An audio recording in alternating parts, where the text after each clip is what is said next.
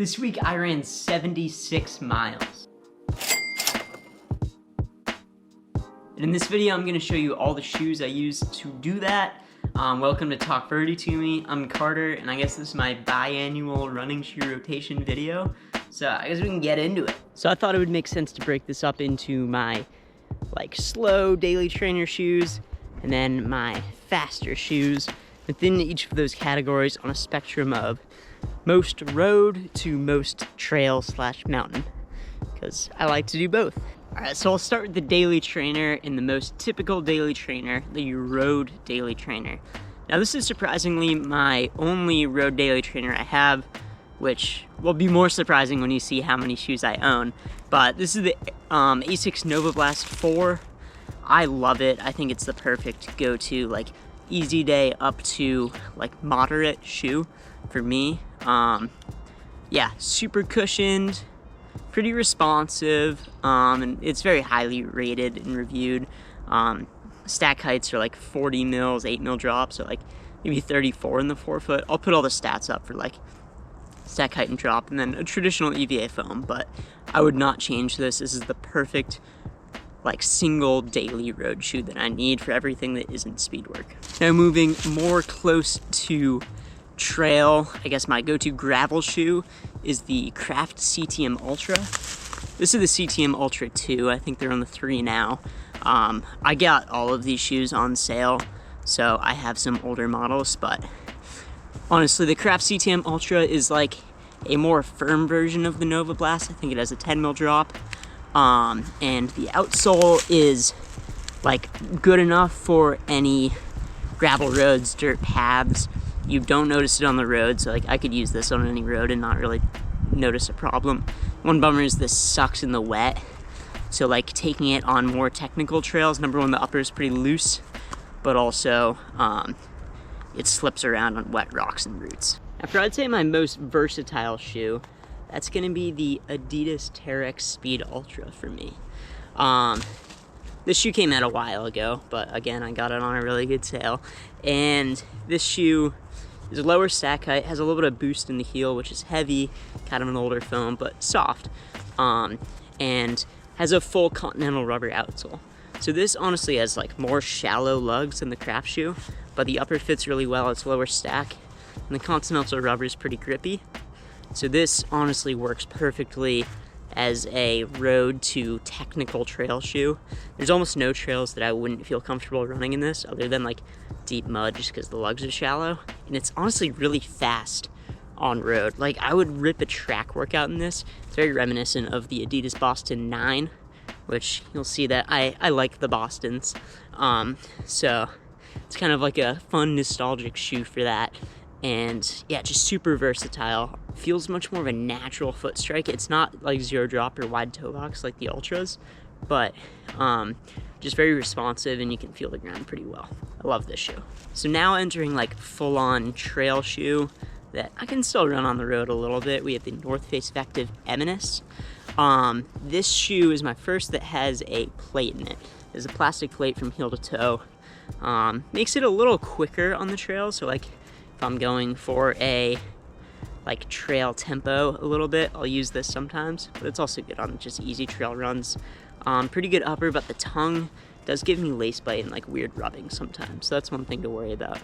But outsole, pretty good grip. Again, shallow-ish lugs, but gets the job done. Yeah, North Face Vective, the whole Vective lineup from North Face, pretty solid. Alright, now my most trail-oriented daily trainer is the Adidas Agravic Flow 2. They're coming out the Agravic 3, or the Agravic Ultra or something soon, with Adidas's whole new trail lineup that they're coming out with, but the Agravic Flow 2 is amazing on extremely technical terrain. It's a beast. It's super stiff. I can't bend it at all, can't twist it. Super firm. I would hate to run on roads with this. I would hate to run on runnable trails with this. But when I'm running through rocky, rooty, rough terrain where I don't want to feel anything, this is my go-to shoe.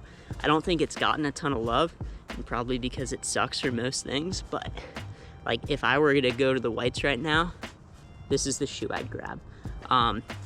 Again, full Continental rubber outsole. Super grippy. I think Continental is maybe the only rubber that's better than Vibram, or at least equal to Vibram. So, yeah. I love this shoe for super technical terrain, but would not use it for anything else. So if you live somewhere like the Whites, somewhere in New England where there's really technical trails, and you don't want to run on road at all, it's a solid option. So I thought it'd be fun to do this out in the woods on the trails, show you some pretty stuff, but it's getting dark, getting cold, so I'm gonna head back into my apartment to show you my speed shoes.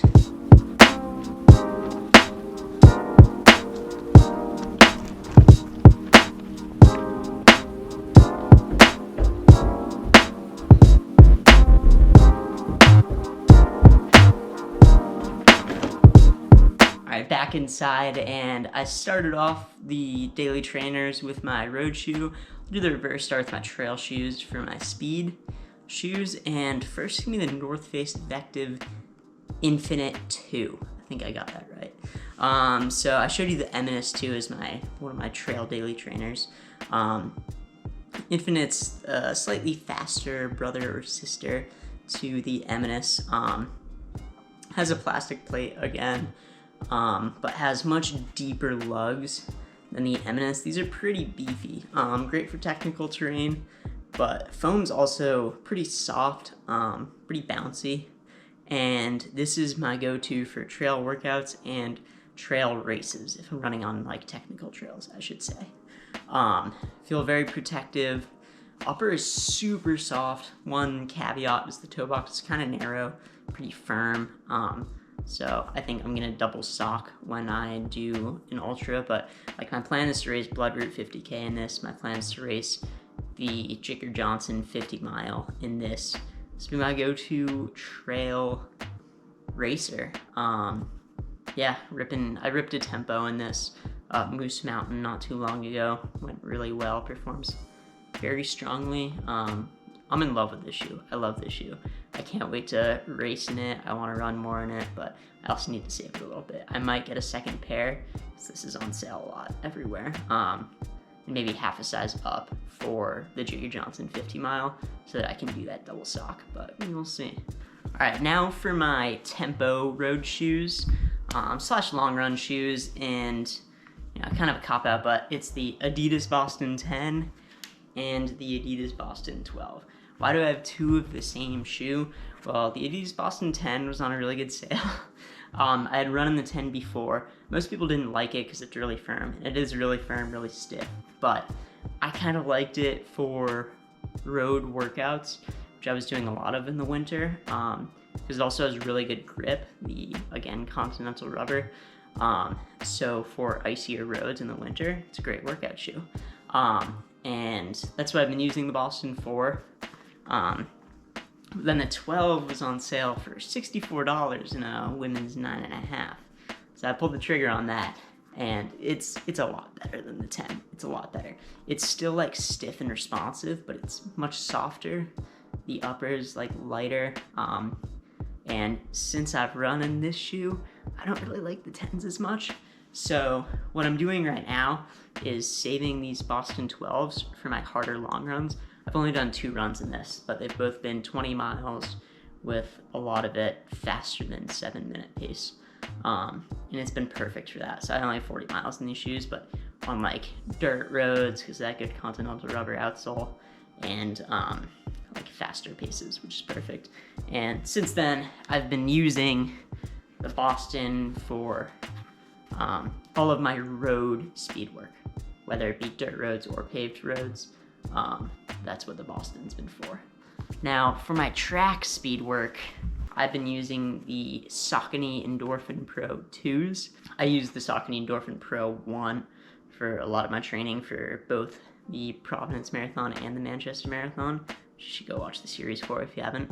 But super reliable, and I've been saving this shoe for track workouts only, which I do about once a week now.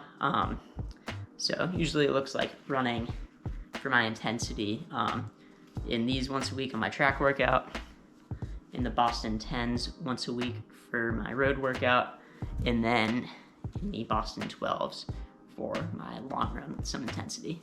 Now that it's getting into more trail season, it's been changing. Aren't am not really gonna run on the roads as much, but I will continue to do track workouts or road workouts once a week, just for speed and fitness. I think to be a good runner, you need to be good at running, and then, you know, I can get good at hiking on top of that. But that is my road speed, my trail speed lineup. But then I have one more shoe, perhaps the most important shoe in everyone's quiver. Debatable, but that would be my road racing shoe. Now, my road racing shoe has not changed much. It's the Nike Alphafly Original. I've only ever owned one pair of this shoe, but I've literally only ever worn it for road races. So I've run 2 marathons in this, both Providence and Manchester. We were in 3:03 and 2:58. And then I've run a 10K in this, but I'm really saving the shoe as much as I can. I'm hoping I can get like all of my road marathons out of this for the next, I don't know, 3 years or whatever. So I love the Alphafly. I've run in the Adios Pro from Adidas, the Adios Pro 2, and the Saucony Endorphin Pro 1 and 2. And compared to those shoes for longer distances and like running straight, this is way better. Honestly, for shorter distances, I liked the Adios Pro more.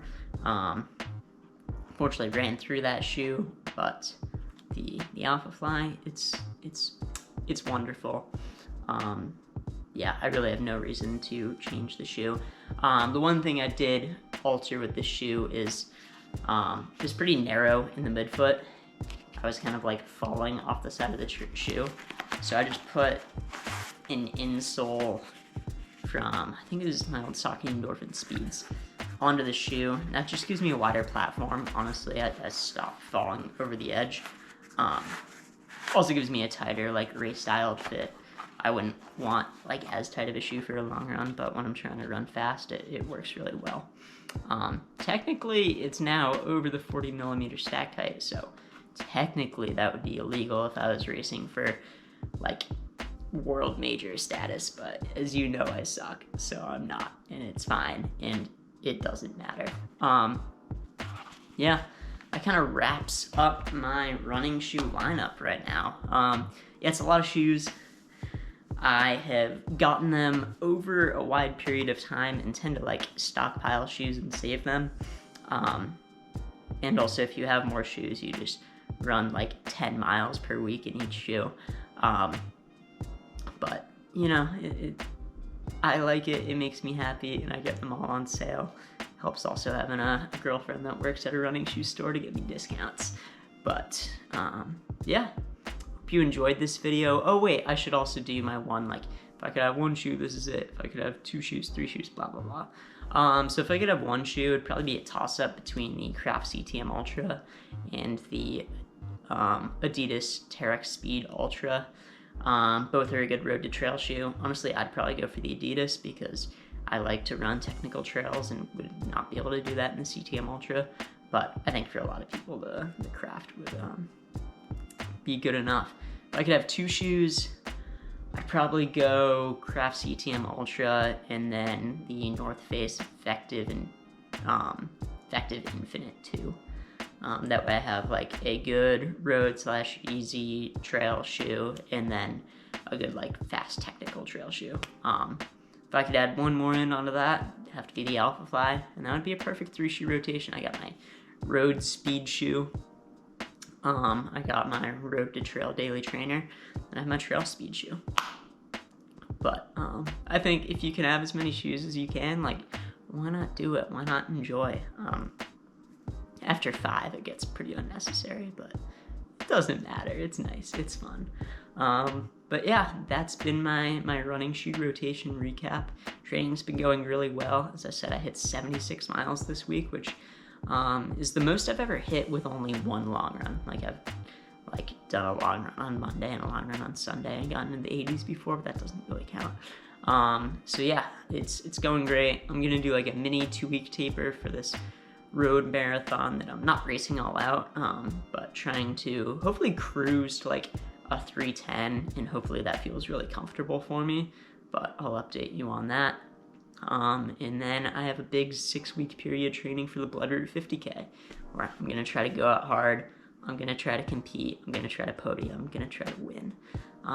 And that'll start the big like trail running, hanging out in the mountains on the weekends, enjoying life, and that's where the channel should flourish, hopefully. That's what I want the content to mainly be.